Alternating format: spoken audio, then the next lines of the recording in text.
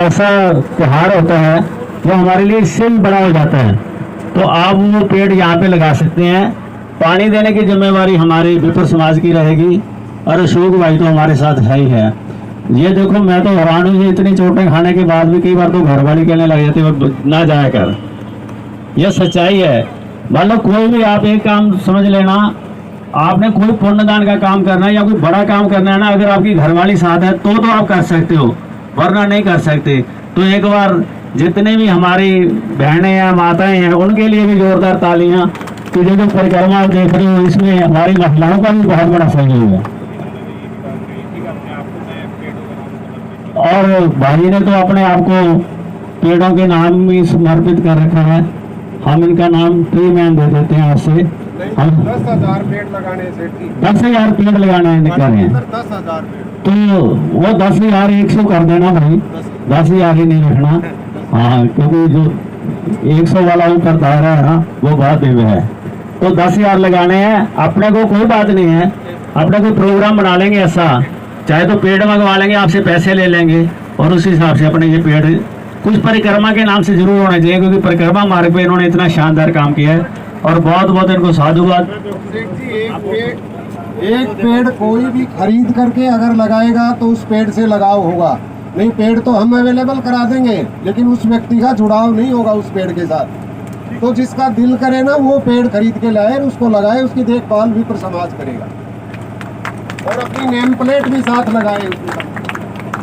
ये बात सही है, नेम प्लेट भी आप अपनी लगा सकते हो। और बाकी जो मैंने आम की गुठलियां, जामुन की गुठलियां और नीम के बीज बोले हैं, वो तो जरूर बोलो।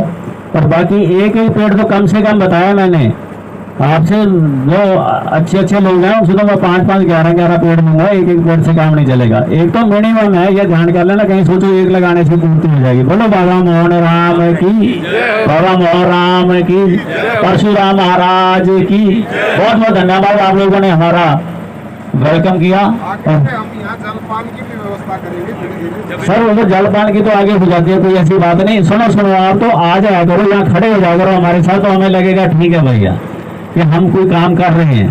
भाई नए काम में आप किसी के साथ खड़े हो जाओ ना, ये बहुत बड़ी बात है। नहीं तो यहाँ टांग खींचने वाले तो खूब हैं। तो बोलो बाबा मोहन राम की, बहुत बहुत साधुवाद इनको। और वैसे मैं आपको बता दूं, गौ सेवा और पेड़ों की सेवा से बड़ी कोई सेवा नहीं है। हमारे जलान साहब आगे आ रहे हैं, 11 पौधे इनकी तरफ से हैं। बहुत बहुत साधुवाद, बहुत बहुत अच्छी। और 101 फूल के पेड़ हमारे सुरेंद्र यादव जी, जो हमारे विकास सदन में हैं, इनकी तरफ से हैं। तो बहुत बहुत अच्छी बात है। और अपने धीरे धीरे सारे ही लगाएंगे सर, लेकिन जब कुछ लोगों को आदत होती है आगे आने की, कुछ नहीं भी आ पाते, पर है सब आपके साथ, तन से, मन से, धन से हम आपके साथ हैं और साथ ही रहेंगे। बहुत नेक काम है ये। एक काम और भी कर लेना, सभी को मैं एक रिक्वेस्ट कर दूं, एक सर थोड़ी सी जगह बना लेना बेलपत्र के पेड़ लगाने के लिए। अगर बुधवार को आप चुप करके, मतलब किसी को बताने की ज्यादा जरूरत नहीं है, एक पेड़ लगा देना बेलपत्र का। 4-5 तो लगा रखे हैं सर अभी। नहीं सर, वो आप लगा रखे हैं, मैं इनके लिए बोल रहा हूँ।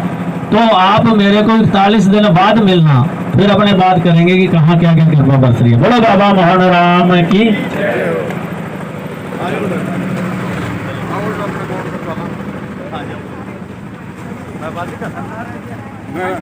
हिंदू धर्म में पेड़ों का बहुत ही गहरा नाता बताया गया है।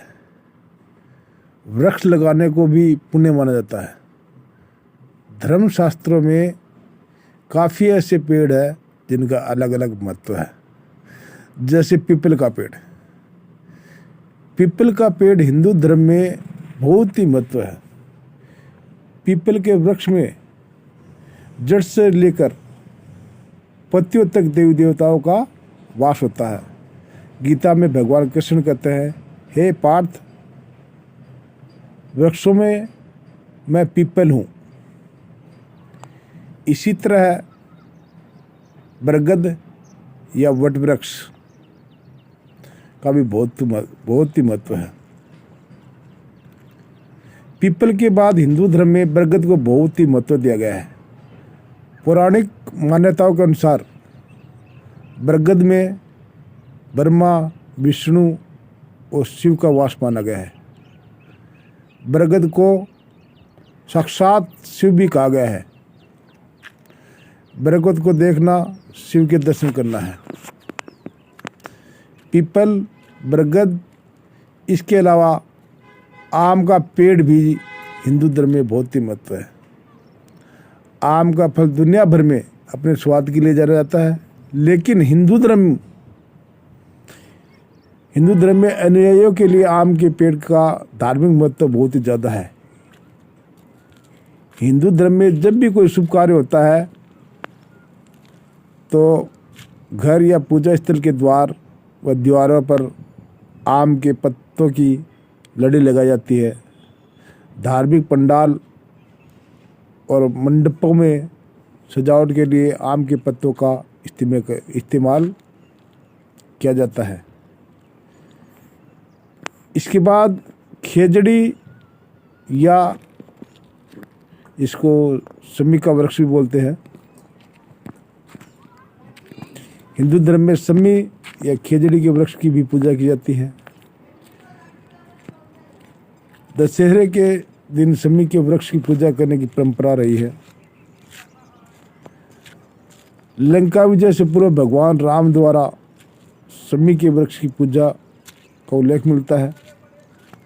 पांडवों द्वारा अज्ञातवास के अंतिम वर्ष में गांधी धनुष इसी पेड़ में छुपाए जाने के उल्लेख मिलते हैं।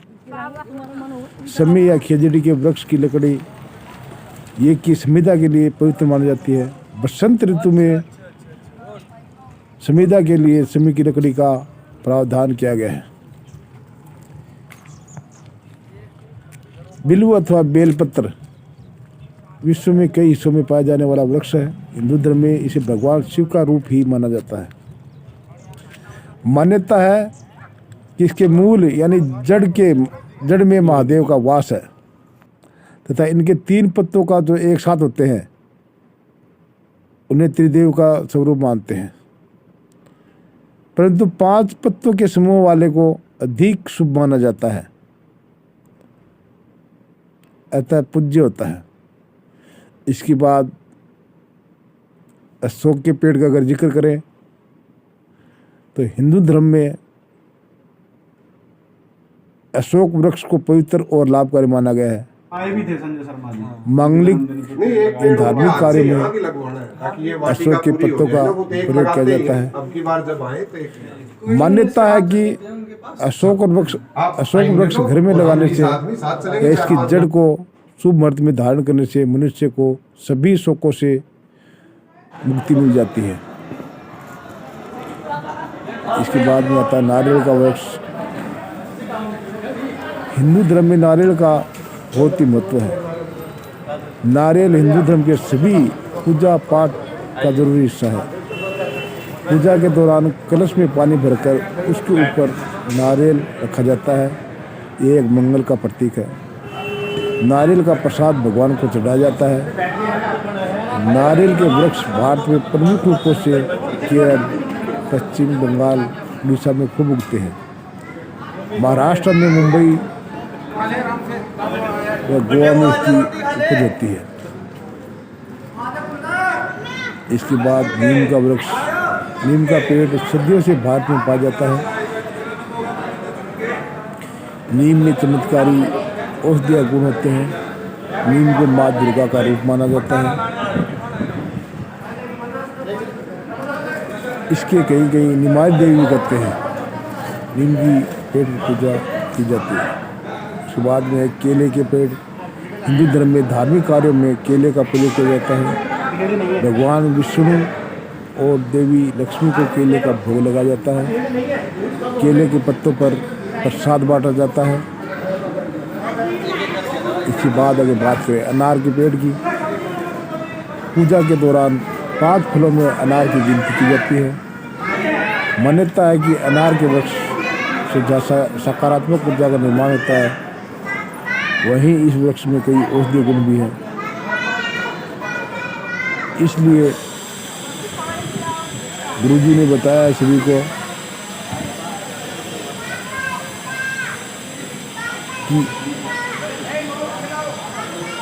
कि यात्रा निकल रही है इनमें से कोई पीपल का पेड़ लगा सकता है, कोई बरगद या वटवृक्ष का, कोई आम का पेड़ लगा सकता है, खेजड़ी का पेड़ लगा सकता है, बेलपत्र का लगा सकता है, शो का पेड़ लगा सकता है, नारियल का पेड़ लगा सकता है, नीम का पेड़ लगा सकता है, केले का पेड़ लगा सकता है, अनार का पेड़ लगा सकता है। ये धार्मिक हिंदू धर्म में बहुत ही शुभ माने जाते हैं।